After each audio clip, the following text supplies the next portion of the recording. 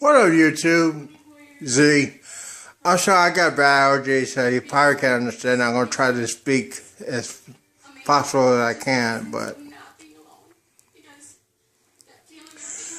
Alright, today is November 24th, 2014. It's almost 1:30 p.m. They're getting ready to announce the grand jury of, grand jury in Ferguson, Missouri, that police officer that shot that thug, Michael Brown. So I am waiting for the decision. We'll do it live, and we'll see what happens. By the way, wherever the decision is, it's going to be riots. You're back. What, pal?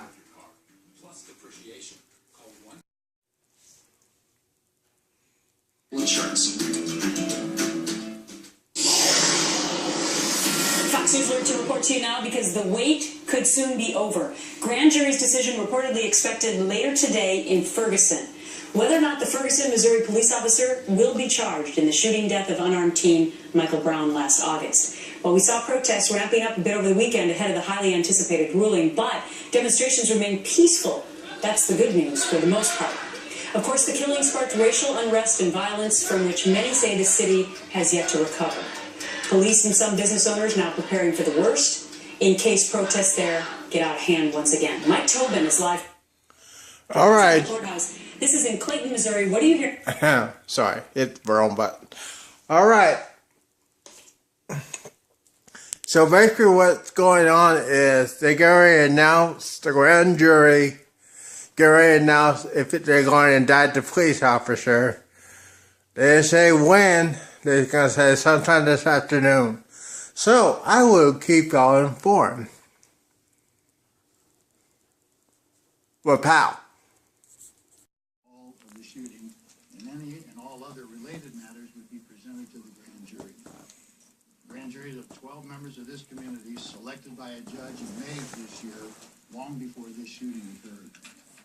I would like to briefly expand upon the unprecedented cooperation between the local and the federal authorities.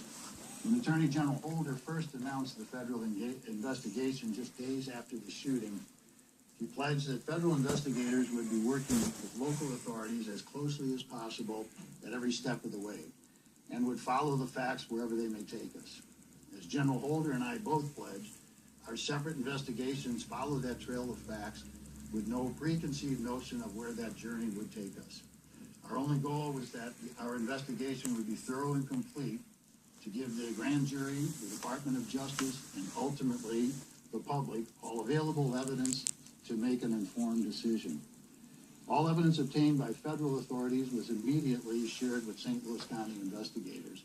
Likewise, all evidence gathered by St. Louis County Police was immediately shared with the federal investigators. Additionally, the Department of Justice conducted its own examination of all the physical evidence and performed its own autopsy. Another autopsy was performed at the request of the Brown family, and all of this information was also shared. Just as importantly, all testimony before the St. Louis County Grand Jury was immediately provided to the Department of Justice. So although the investigations are separate, both the local and the federal government have all of the same information and evidence.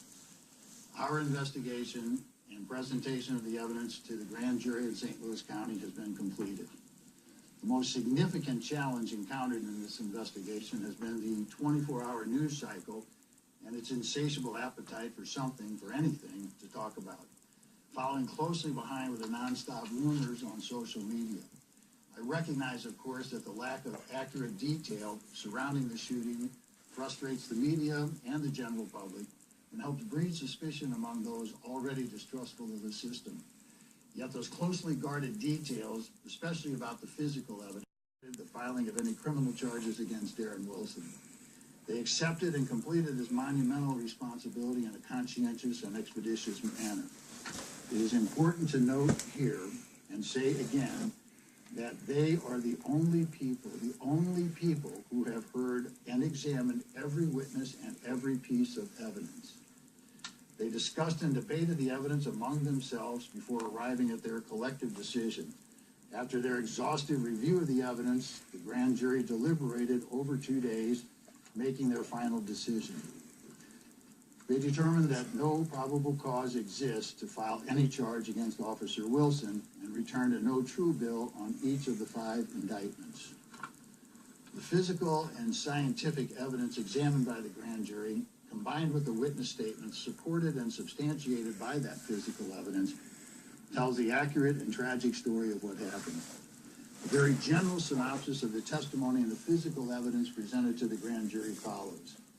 Please note that as I have... Okay. No indictment. All right. Here we go. Now, my conclusion is this. Black people in St. Louis is going to violate. They're going to riot. They're going to be stupid. Now, listen to everybody on YouTube. If you do a riot, you will be in jail. Plain and simple. Alright. We'll see how good these people are. Well, pal.